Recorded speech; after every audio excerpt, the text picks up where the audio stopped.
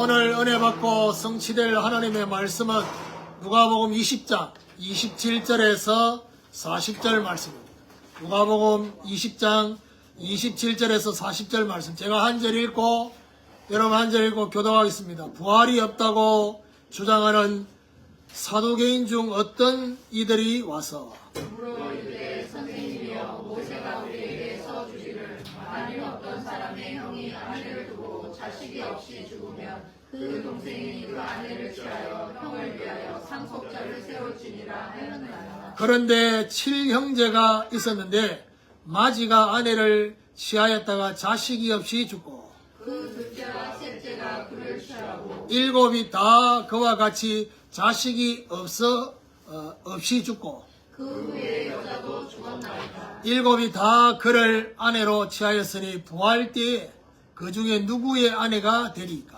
예수께서 이르시되 이 세상의 자녀들은 장가도 가고 시집도 가되 저 세상과 및 죽은 자 가운데서 부활함을 얻기에 합당히 여김을 받은 자들은 장가가고 시집가는 일이 없으며 그들은 다시 죽을 수도 없나니 이는 천사와 동등이요 부활의 자녀로서 하나님의 자녀이니라. 죽은 자가 살아난다는 것은 모세도 가시나무 뜰기에 관한 글에서 주를 아브라함의 하나님이요 이삭의 하나님이요 야곱의 하나님이시라 칭하였나니 하나님은 죽은 자의 하나님이 아니요 살아있는 자의 하나님이시라. 하나님에게는 모든 사람이 살았느니라 하시니 서기관 중 어떤 이들이 말하되 선생님 잘 말씀하셨나이다 하니 그들은 아무것도 아니고 부를 수가 없습니다. 아멘. 교도한 말씀을 가지고 예수님이 말씀하시는 부활의 상태라는 제목으로 말씀을 전가하기로 합니다. 옆에 분하고 인사합시다. 영적인 것을 인정합시다. 지난 주간에 가이사의 것과 하나님의 것에 대한 말씀을 받았습니다. 가이사의 것은 가이사에게, 하나님의 것은 하나님에게.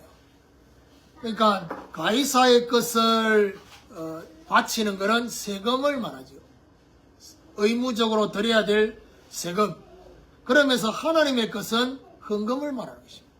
그래서 제가 지난주에 뭐 했습니까? 세금이 당연하게 여기면서 내는 것처럼 헌금도 당연하게 여겨야 된다. 그게 시작이고요. 더 나아가서 하나님의 것으로 인정되는 것만큼 우리가 하나님 앞에 드릴 수 있다는 것입니다. 그렇게 말씀을 받았습니다. 자, 오늘 예수님이 말씀하시는 부활의 상태라는 제목인데요. 사실 오늘 이 본문은 어떤 면에서는 지금 저와 여러분이 지금 당면하고 있는 이 문제와 이 사두개인의 이 질문이 별로 연결이 되지 않을 수 있는, 별로 관심이 없어요. 왜냐하면 지금 나는 지금 죽고 난 이후보다는 지금 현재 지금 내 문제, 내 가정의 문제, 내 형제 문제, 이게 더 지금 시급한데. 그래서 지난 한 주간 얼마나 기도했는지 모릅니다. 왜요? 이 본문하고 우리 성도들하고 동들어. 그래서 제가 어떤 기도를 많이 했냐. 하나님께서 이 말씀을 통해서 우리 성도들 각자에게 주시고자 하는 말씀을 반드시 예배 시간을 통해서 전달될 수 있도록. 그냥 예배를 드리면 나 이거 별로 관심이 없는데 이렇게 될 수 있잖아요. 그런데 오늘 이 본문의 이 질문은 사두개인들의 질문으로부터 시작해요. 그러면 지금 지난 주간에는 뭐지요? 서기관과 대제사장들이 질문했죠. 오늘은 사두개인이 질문합니다. 그러면 여러분 뭐 서기관, 바리새인, 뭐 사두개인 이렇게 막 나오니까 막 그놈이고 이래 막 그렇게 퉁치서 알면 되지 않겠나 싶은데 사두개인은 쉽게 말하면 개파입니다. 바리새파, 사두개파, 파에 속한 겁니다. 그러면 서기관은 파에 속한 게 아니라 성경을 가르치는 학자입니다. 주로 제사장이나 아니면 결론에서 말하겠죠. 주로 바리새인들이 대부분 서기관들의 역할을 감당하고 있습니다. 그러니까 이제 오늘 본문 마지막에 딱 보면요, 서기관 사도들이 뭐라고 하느냐. 예수님이 오늘 이 말씀하고 나니까 말씀을 잘하셨습니다. 참 잘했습니다. 왜요? 바리새인들하고 사두개인들은 완전히 그들이 가지고 있는 신앙이 갈리거든요. 정반대의 부분이 분명히 있다. 그 부분을 예수님이 말씀하셨기 때문에. 오늘 뭐라고 시작되느냐. 부활이 없다고 주장하는 이래 됩니다. 부활이 없다고 주장하면서 계대 결혼에 대해서. 계대 결혼이 뭐냐. 오늘 본문에는 7 형제가 나옵니다. 7 아들이 나오는데 첫 번째 아들이 결혼했는데 자식이 없이 죽었습니다. 그러면 둘째 동생은 새로운 여자를 맞이하는 게 아니라 형수를 아내로 맞이해가지고 자식을 낳습니다. 그러면 첫 번째 자식이 태어나면 그 자식은 자기 자식이 아니라 형의 자식으로 이릅니다. 요게 계대 결혼의 의미입니다. 근데 이번 주 금요일 메시지가 그 부분에 대해서 더 상세하게 신명기에 나와 있습니다. 7 형제가 나오고 마지막에는 이 여자 아내까지 죽었다. 질문이 어떤 질문이냐. 부활 때에 누구의 아내입니까? 첫 번째부터 7명까지 다 아내였는데 누구의 아내입니까? 그런데 성경에는 없습니다. 그런데 실제 요런 케이스의 가정들이 있었어요. 성경에 없는데 그러다 보니까 고대 이스라엘 나라에는 어떻게 자기들끼리 그걸 정했냐.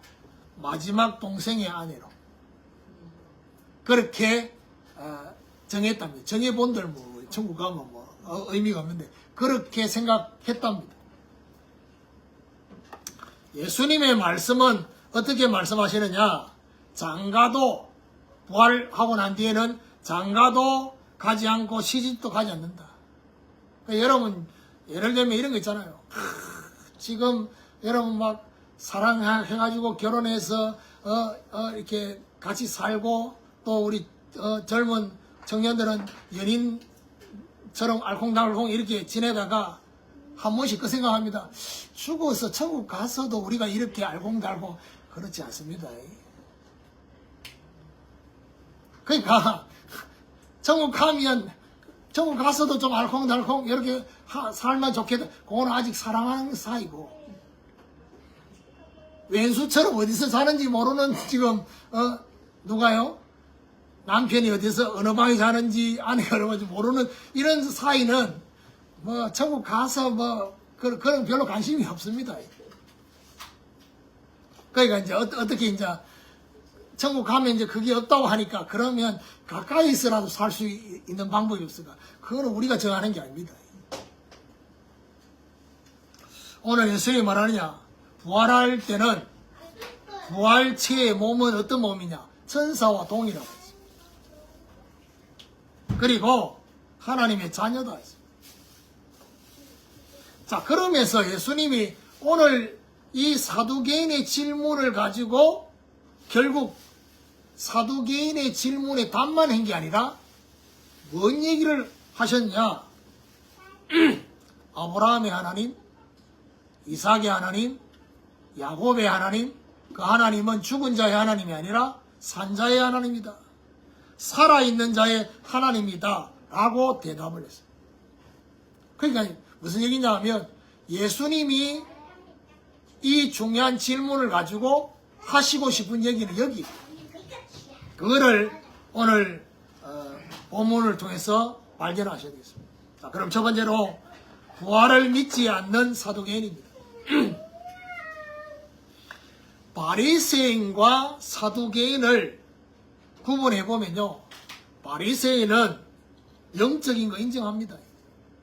천사, 부활 인정합니다.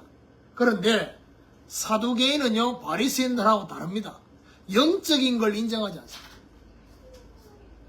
사도행전 23장 8절에 보니까 사도 바울이 사두개인을 어떻게 정의하고 있느냐? 부활도 없고 천사도 없고 영도 없다라고 알고 있는 그들을 향해서. 그래서 거기 사도 바울을 핍박하려고 모인 사람들 중에 바리새인들과 사두개인이 같이 있으니까 바울이 어떻게 해요? 부활에 대한 얘기를 끄집어내니까 저거들끼리 이렇게 분파가 일어났어요.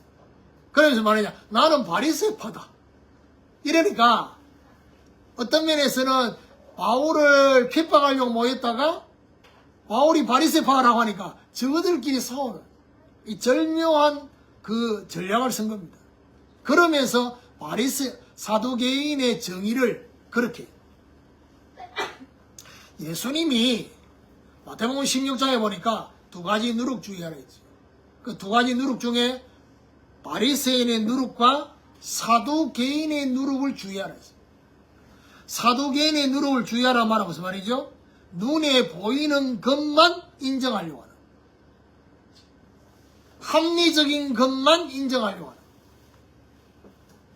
그러니까 무슨 말이냐 하면요, 저와 여러분에게 오늘 하나님이 전달하고 싶은 중요한 첫 번째가 뭐냐, 내가 지금 눈에 보이는 것, 내 손에 만지켜지는 것, 객관적이고 합리적인 것 말고는 나는 믿을 수 없어. 이 상태를 뛰어넘어야 됩니다.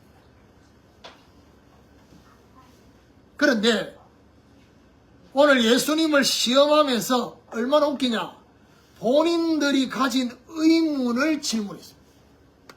그게 바로 계대개론입니다. 너무 어이가 없는 것이 부활을 인정하지 않으면서 부활 이후에 누구의 아내가 될 것인지 질문한 것은 어떤 의도입니까? 예수님을 책잡으려고. 예수님을 책잡으려고 질문한 겁니다. 그러면서 혹시나 예수님이 어떤 답변을 하실 것인지를 의도적으로 질문했습니다. 오늘 첫 번째 대지에서 우리가 붙잡아야 될 게 뭐냐, 혹시 나는 사두개인처럼의 신앙은 아닌가? 눈에 보이지 않는 영적인 것을 인정하지 않고 있지 않은가? 사람이요, 너무 합리적이고 너무 객관적이면 그럴 수 있습니다. 또 반대로요, 너무 영적으로만 치우침해야 되느냐, 객관적이고 합리적인 것을 또 잃을 수 있습니다. 이 균형을 잡아야 되는데 오늘 본문에는 뭐죠? 사두개인은 영적인 거 인정하지 않아요. 뭘까지 연결됩니까? 도마가 나는 예수님의 손과 옆구리에 그걸 내가 직접 넣어보지 않고는 믿을 수 없다. 예수님이 말합니까? 나를 본 거로 믿느냐? 보지 않고 믿는 자는 복되다 했습니다. 그러니까 무슨 말이죠? 보고 믿으려고 하지 말고 보지 않는 것이 믿음으로 나타나는, 이게 기독교의 믿음입니다. 아니 보고 믿을 것 같으면 세상 사람 다 믿죠. 그래서 결국 무슨 말이죠? 저와 여러분의 수준으로는 보고 믿을 수밖에 없는데 보지 않고 믿는 것은 우리 수준으로 믿을 수가 없어요. 누구의 도움이 있어야 되냐? 성령의 도우심이 있어요. 성령 하나님이 저와 여러분에게 은혜를 주셔서 믿음을 주셔서 깨닫게 하셔야지만이 믿어진다는 것입니다. 두 번째로 예수님이 말씀하시는 부활의 상태입니다. 34절 35절에 보니까 예수께서 이르시되 이 세상의 자녀들은 장가도 가고 시집도 가되 저 세상과 및 죽은 자 가운데서 부활함을 얻기에 합당히 여김을 받은 자들은 장가가고 시집가는 일이 없으며, 이 세상과 저 세상이 구분된다는 겁니다. 근본적인 상태가 다르다고. 무슨 말이냐 하면요, 여러분 천국 가면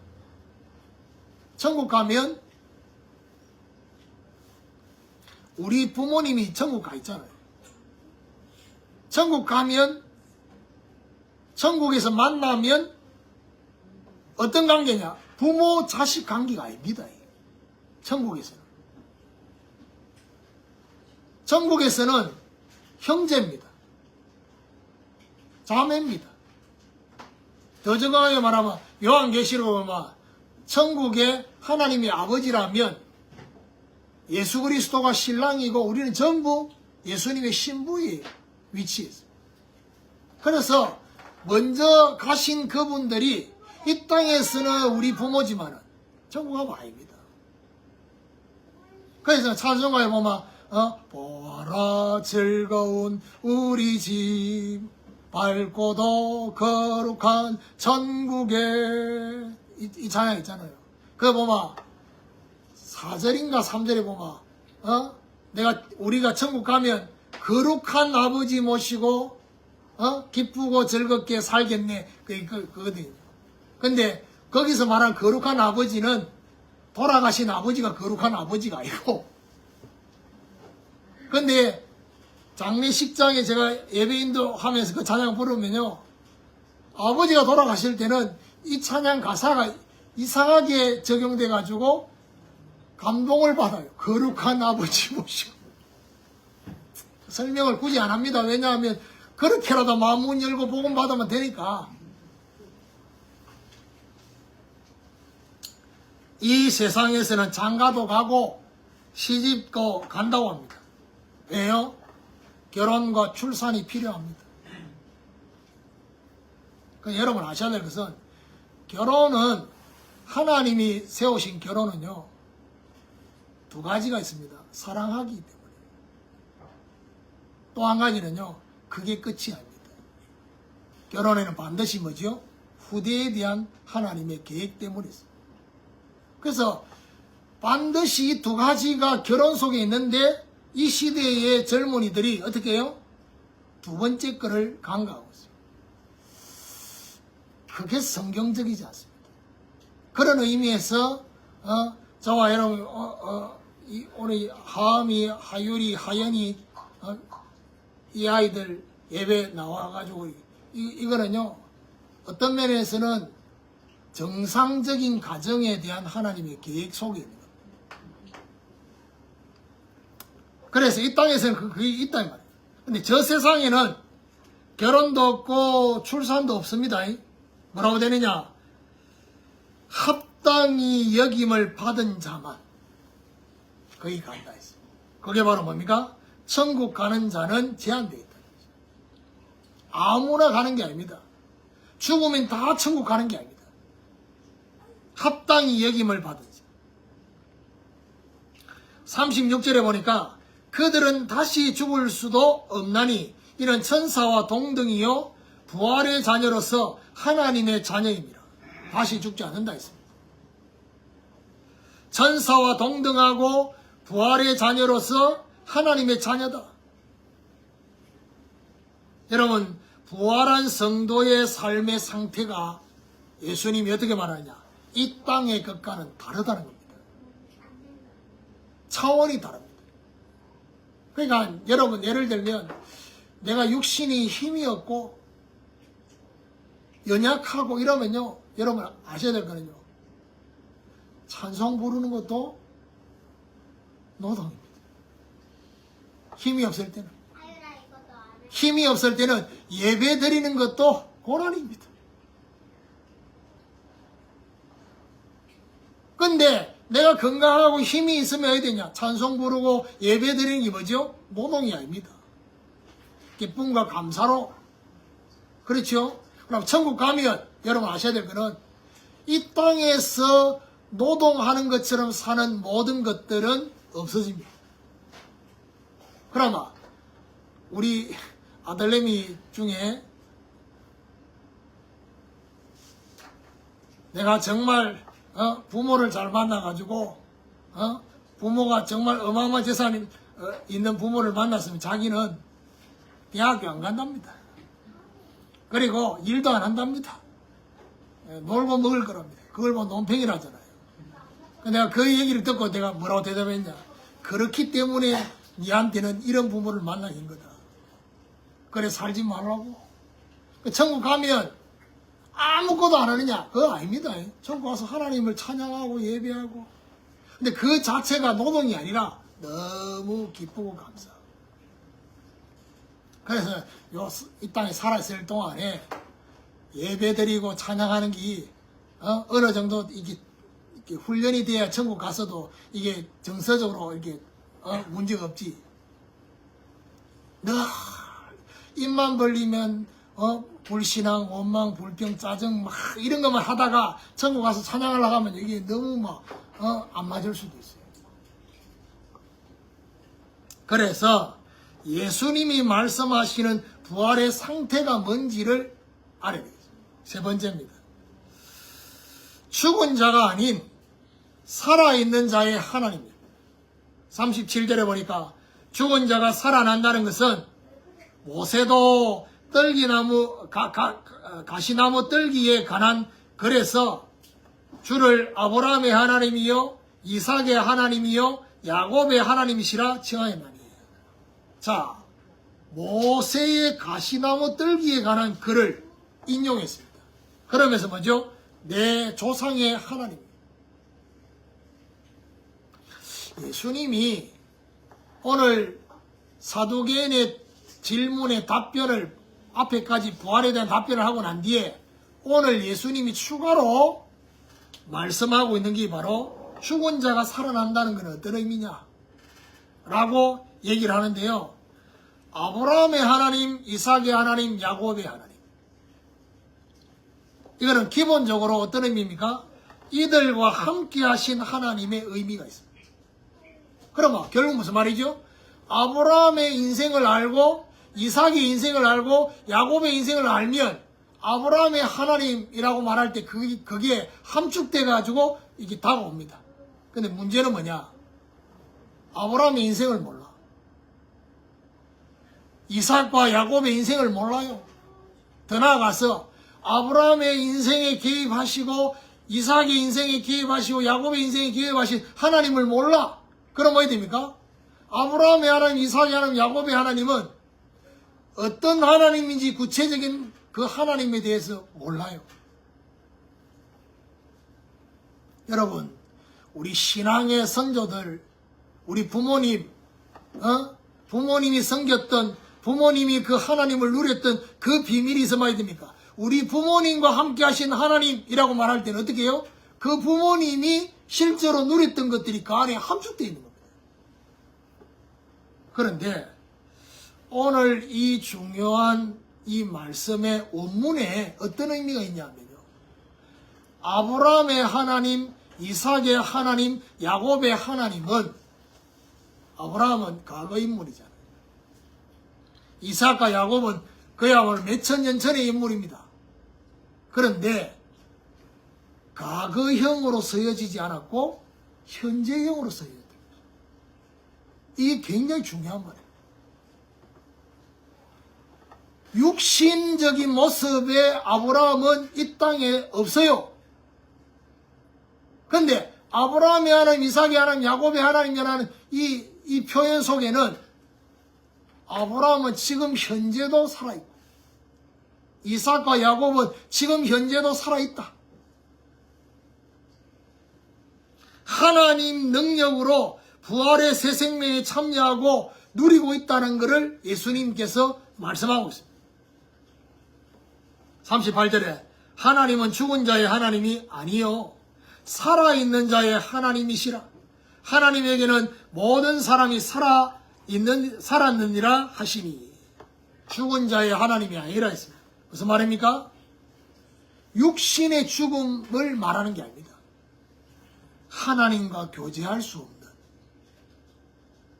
하나님과 교제할 수 없는 죽은 자의 하나님이 아니다. 그러면 살아있는 자의 하나님이다 말하면 무슨 말이죠? 영적으로 거듭난 사람을 말합니다.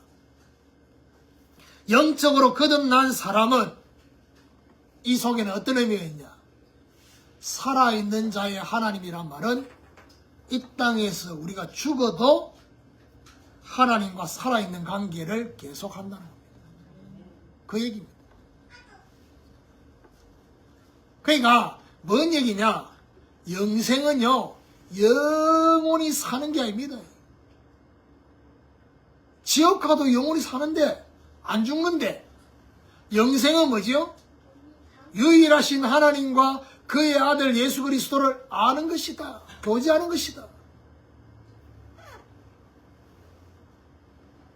저는 이제 지난 주간에 혼자 어떤 묵상을 좀 했냐면요.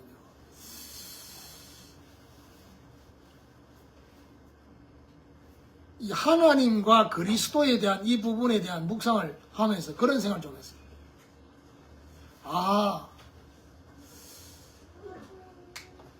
이 땅의 많은 성도들과 교회와 심지어 이 단체들이 문제가 되는 가장 큰 이유가 뭐냐? 그리스도를 몰라서가 아니구나. 뭐를 몰라서 문제가 되느냐? 하나님을 몰라서. 하나님이 어떤 분인지, 하나님이 어떤 계획을 가지고 계시는지, 하나님은 어떻게 지금도 일하고 계시는지 여기에 대해서 너무 무지하구나. 그런 상태에서 그리스도를 알게 되고 붙잡았다. 이게요, 구원받는 데는 필요할지 몰라도 신앙생활 하는 데는 너무 많은 문제가 야기되는 거예요. 뭔 말이죠? 지난번에 신앙 캠프 하면 얘기했잖아요. 사단이 진짜 노리는 것은 인간이 범죄하고 하나님을 떠나는 데 목적이 있는 게 아니에요. 인간 면에서 볼 때는 하나님을 떠난 것이 문제라고 생각하는데, 사단이 진짜 노리는 것은 사단이 시기하고 있는 게 있습니다. 뭐요? 하나님을 향해서 시기하고 있는 게 있고, 우리 인간을 향해서 시기하고 있는 게 있습니다. 그 부분은 천사들도 허무하는 거예요. 악한 천사 말고 선한 천사까지 허무한다 했습니다. 그게 사단의 목적입니다. 선악과 따먹고 죄를 짓고 하나님을 떠난 그게 목적이 아니라 시기하는 그 부분을 빼앗으려고. 하나님을 향해서 뭘 시기합니까? 하나님의 영광을 시기하는 것입니다. 사람을 향해서 시기하는 것은 뭐죠? 사람에게만 주어진 하나님의 형상을 시기하는 것입니다. 이 두 가지 부분을 빼앗으려고 하나님 말씀에 불순종하고 죄를 짓고 떠나게 만들었어요.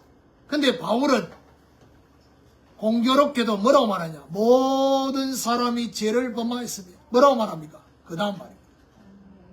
하나님의 영광에 이를 수 없다 했습니다.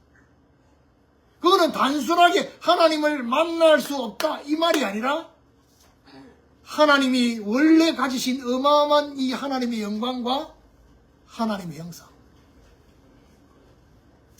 이걸 죄라는 걸 통해서 빼앗겼다는 거예요. 그러면 결국 무슨 말이죠? 제가 혼자 아수쳤던 부분이 그겁니다.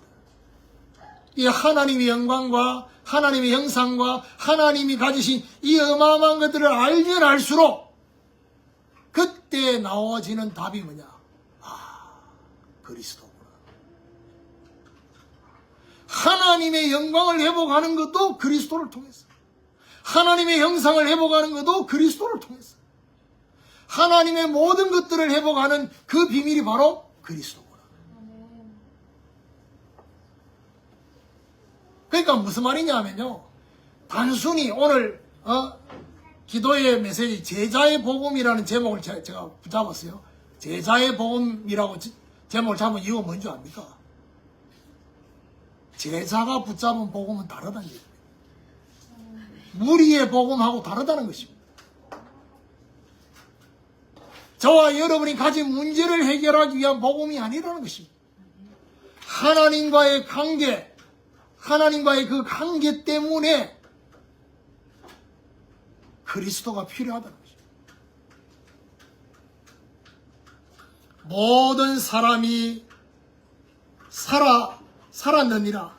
하나님 안에서 모든 사람이 영원한 현재를 누리게 된다는 것입니다. 그래서 제가 신앙에 있어서 중요한 거는요, 순서라고 했습니다. 순서가 뒤바뀌어 버립니다. 여기서 문제가 생깁니다. 무슨 말이죠? 하나님께 대한 회개와 예수 그리스도에 대한 믿음이라고 되어 있습니다. 이 순서입니다.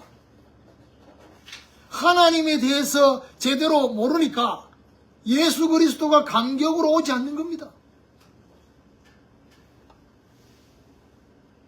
그래서 이게 중요한 뭔가가 풍선 바람 새듯이 바람 새게 되는 이 이유가 바로 여기 있는 것입니다.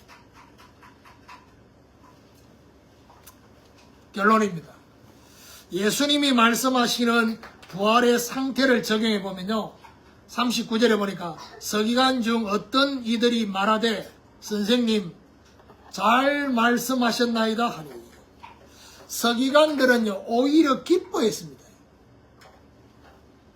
사두개인들에게 예수님이 말씀한 얘기를 듣고 서기관들은 기뻐했는데, 이 서기관들 제가 여기 서론에 얘기했죠. 대부분 바리새인들입니다. 40절에 그들은 아무것도 감히 더 물을 수 없습니다. 대제사장, 서기관, 장로들, 사두개인 모두가 예수님께 더 이상 질문을 할 수가 없었습니다. 왜요? 책 잡으려고 했던 그 모든 것들이 다 헛사로 끝났습니다.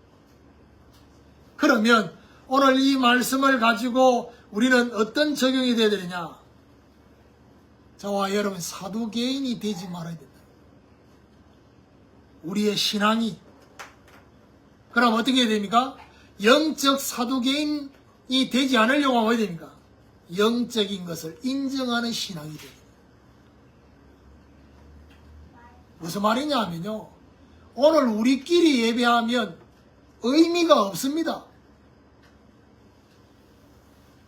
만약에 우리끼리 예배하는 이 분위기면요, 좀 더 좋은 환경에 오케스트라가 탁 준비되어 있고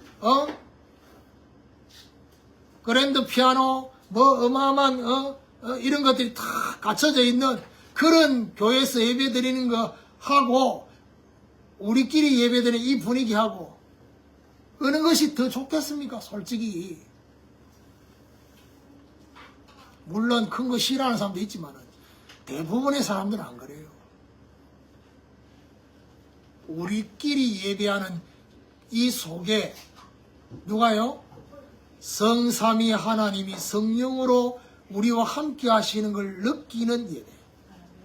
그러면요 달라집니다. 영적인 걸 인정하는 신앙이 되어야 된단 말이 이 말입니다. 내가 함께하는 제자교회, 내가 성도로서, 정말 제자로서, 중직자로서 하나님 앞에 내가 이 교회를 섬기는 이유가 뭐냐? 다른 이유가 있어야 되는 것입니다. 이 땅에 많은 교회가 있는데 그 많은 교회와 이 교회가 다른 이유가 분명하게 있어야 되는 것입니다. 뭐요? 이 교회의 역사하시는 성령의 역사가 다름을 알고 있어야 되는 것입니다. 그래야지 저와 여러분이요 순간순간마다 갈등하고 고민하고 계속해서 속이 복잡하고 그렇게 되지 않습니다. 하나님이 저와 여러분에게 그런 것들을 허락하신 이유가 뭡니까? 그 결론을 내리라는 얘기입니다. 부활 이후의 저 세상은 뭐죠? 천국에서 누리는 우리의 부활체는 다르다는 사실. 참고로 여러분 천국 가면 지금 요 모습대로 천국에 있지 않습니다. 여러분 예를 들면 키가 그만한 그 다음에 지금 이 몸매 이 그대로 천국이 아닙니다. 가장 아름다움. 이럴 줄 알고 바울이 고린도전서 15장의 부활체를 어떻게 말합니까? 아름다움으로. 강한 몸으로, 신령한 몸으로, 썩지 않을 몸으로 바뀔 거라고. 그렇습니다. 죽은 자의 하나님이 아니라 살아있는 자의 하나님. 영적으로 죽어 있으면 하나님과 관계 없습니다. 살아있는 자의 하나님, 결국 무슨 말이죠? 거듭난 자는 죽어도 어떻게 해요? 계속 교제가 된다. 그렇죠? 저와 여러분의 부모님이 천국 가신 게 맞다면 어떻게 해요? 거기서 하나님과 계속 교제하고 있다는 것입니다. 육신의 이별이 잠시 이별이지 영원한 이별이 아니라는 사실을. 그러니까 이별은 아쉬움이 있잖아요. 결별이 아닙니다. 근데 여러분 장례식 할 때 불신자들이 발이 나고 화가 날 때 뭐라고 말합니까? 영결식이라고 합니다. 영원한 이별, 영원한 결별이요. 아닙니다. 잠시 다시 만날 것입니다. 한 번씩 꿈에 아버지는 잘 안 나타나는데 우리 어머니는 한 번씩 나타나요. 그리고 그 옛날 그 제가 살았던 그 노곡동 그 집이 한 번씩 네, 그러면서 뭐지요? 그런 꿈을 꾸기도 하고 저런 꿈 이렇게 꾸잖아요. 근데 그 꿈에 등장하는 사람들 중에서 이미 천국 가 있는 분들이 많아요. 불신자는 돌아가신 분이 오면 별로 안 좋다고요. 관계없어요. 왜요? 천국 가서 하나님과 함께 지금 교제하고 있는데.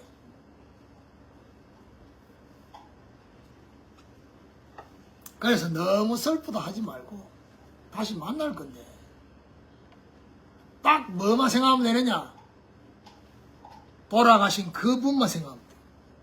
하나님 이 사람에게 이게 최고 우선이 되고 제일 중요하기 때문에 하나님 그런 선택을 하셨다. 그렇게 생각해요. 다른 거 생각할 필요 없어요.